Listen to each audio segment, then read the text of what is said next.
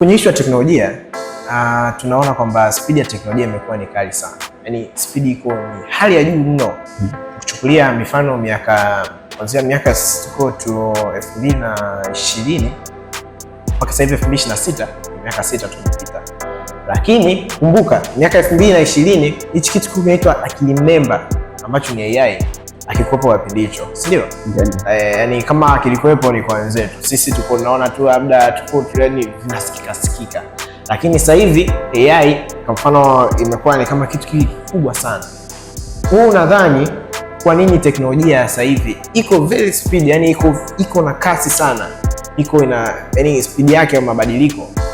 Teknolojia inabadilika kwa kasi mno. Sio upande wa tuseme tu mambo ya AI tu peke yake. Tunaongelea issue ya upasuaji hospitalini, vifaa vinabadilika. Zamani walikuwa wanafanya nini, sasa hivi mashine inafanya. Umeona vitu vyako vinabadilika na speed imekuwa ni ya kasi mno.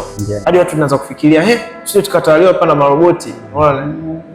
Unazungumziaje issue ya kasi ya teknolojia? Nini kinachopelekea kuwe na kasi ya teknolojia? Okay. Kasi ya teknolojia au kasi ya mapinduzi ya kiteknolojia yanayotokea au yanayoendelea sasa hivi, kwanza inashika kasi sana kwa sababu ya jinsi ambavyo tumekuwa na watumiaji wengi ambao wameanza kuona kwamba faida iko wapi. Wakati fulani ilikuwa inaanza bado vitu vingi vilikuwa kwa watu ambao wanajihusisha na haya masuala ya hizi teknolojia. Utagundua kwamba kuna baadhi ya vitu ambavyo havijafanyika last week afu vikatolewa leo. Vitu vilikuwa vinafanyika tokea hapo awali. Vingi vikawa vinaandaliwa. Lakini ile kasi imeshika, yani kasi imetokea kwa ukubwa kwa sababu kiasi kikubwa cha watu kimeanza kuona kwamba impact iko wapi. Mimi nilikuwa naendesha huduma yangu kwa nani mwenyewe physically. Niko eneo langu la biashara, niko na bidhaa zangu ziko pale, kwa hiyo nalazimika nifike pale nifanye hivi, ni manage. Niko na karatasi yangu na hakikisha tumeingiza stock kiasi fulani, vitu viko kwa mpangilio kwa kalamu. Lakini anakuja mwingine unamuona kwamba amepunguza hivyo vitu. Kuna mtu amemwajiri pale, yuko kwenye mfumo anafanya ule mwitikio uliokuja kutoka mwitikio kwa watu ambao umesababishwa na umuhimu. Yaani mtu anakaa na okay, kumbe sio lazima nikae hapa najaribu kutafuta namna za kuitangaza biashara yangu.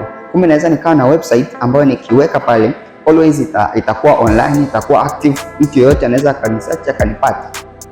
Kutokana na ile faida iliyoko pale na jinsi ambavyo inaturahisishia kuongeza umahiri wa kazi, ndio maana mwitikio nao unashika kasi zaidi kwenye maeneo mbalimbali. Unaona hata kwa nchi yetu ya Tanzania, japo hatujafanya vizuri sana, ila kasi inazidi kuja kwa sababu tunaona jinsi inavyorahisisha, jinsi inavyoongeza umahiri wa kazi, ndipo ambapo inashika kasi zaidi. Na kitu hili kishike kasi, maana yake pia tunaona eneo la watumiaji limeongezeka.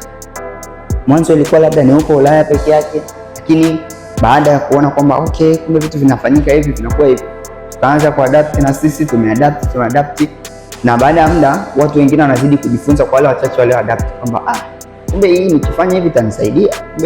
Kumbe badala ya kufanya upasuaji wenyewe labda, au tusichukulie upasuaji ambao labda pengine hatujauona kwa kiasi kikubwa kwenye nchi yetu ya Tanzania au nchi zetu za Afrika, labda baadhi ya hizi nchi ambazo bado zinaendelea kushika kasi kwenye masuala.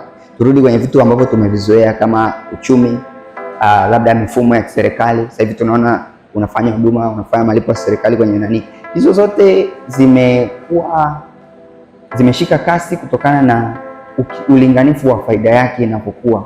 Sasa hapa badala ya tukifanya hivi, kuna namna fulani faida fulani inapotea.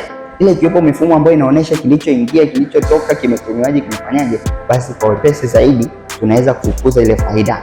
Ndio maana tumepata kasi kubwa, watu wanaendelea kupambana mashuleni, mavioni, namna hiyo. Unajua mimi nilikuwa nafikiria nini? Mimi nikaanza kwamba labda kwa sababu ya mabadiliko ya kasi ya teknolojia, kwa sababu wenzetu, kwa sababu tunajua mzungu kaleta mambo sisi. Sasa mimi nikajua kwamba labda issue ya kubadilika kwa teknolojia kwa sababu wenzetu labda na mashindano ile, sababu ukisikiza issue ya Kani na China like wanakuwa na competition. Kwa maana ukifikiria kwamba teknolojia kwa nini haiwezi kusogea, haiwezi kusema labda pause, labda isimame au irudi nyuma, lakini kwa kitu umegusia, umeongea hata sisi Afrika like tukiona kitu like kina impact, sio na impact katika jamii, kibuka akifanya akaona kinamtalisha kitu fulani, na hivyo kinafanya mtu mwingine afikirie kwa nini nisikifanye, kwa nini kwa nini nisikifanye, kwamba kwa nini tunataka kuumika na kunaweza kaa kina faida, sio iko. Asante sana, nijifunza kitu ambacho mtazamaji pengine anatakiwa akae akijua ni kwamba tuwezi kusema kasi alafu watumiaji hawapo. Maanake kama kuna eneo kubwa au watumiaji wameongezeka kwa ukubwa, ndipo ambapo tunasema kwamba vitu vimeshika kasi. Umekigundua kinafanya kazi vizuri, kiko uko nacho mwenyewe hapa, hatuwezi kusema kina kasi. Kasi inaonekanaje?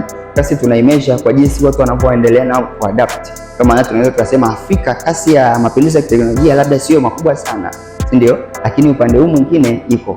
Kwa hiyo ni moja aspect ambayo unaweza kukagua pia kasi. Kwa mtu asifikiri kasi akaangalia labda ni ikoje, angalia pia na watumiaji, afu baadaye utaenda pia kwenye jinsi ambavyo vitu vinavyoendeshwa sasa kwa hiyo teknolojia. Hiyo ni kitu kingine ambacho unaweza kupima ile kasi ya mabadiliko au mapinduzi ya teknolojia. Sawa. Tukija kwenye upande wa Afrika